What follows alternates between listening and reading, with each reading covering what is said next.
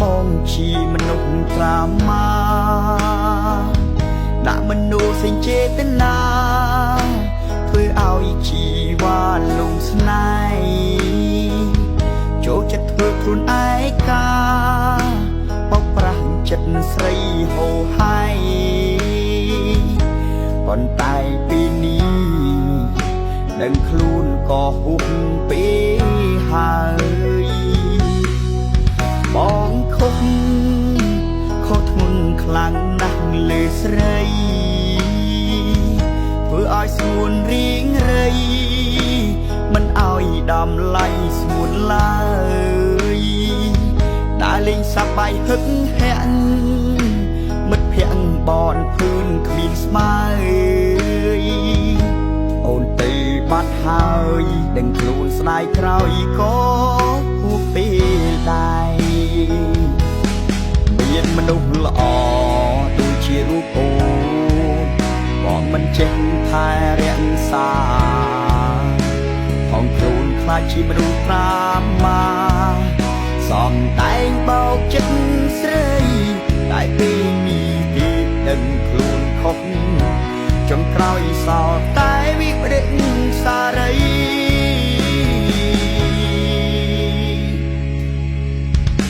សំមុខមនុស្សប្រុសបានតែសំដី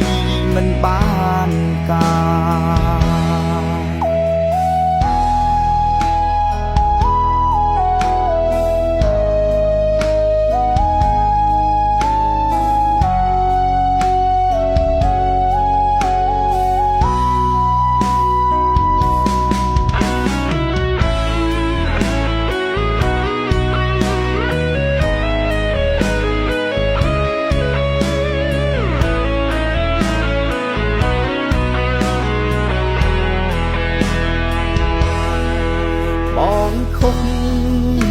ខុសធ្ងន់ខ្លាំងណាស់លើស្រី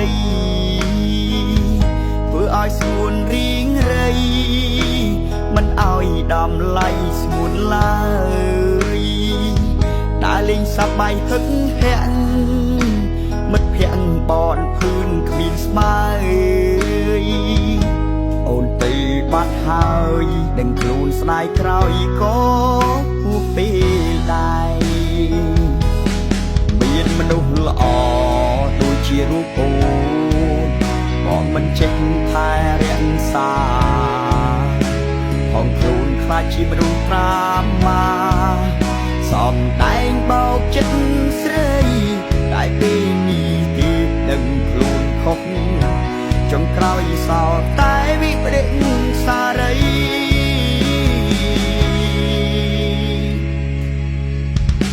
សំមុខមនុស្សប្រុសបានតែសំដីមិនបានការសំមុខមនុស្សប្រុសបានតែសំដីមិនបានការ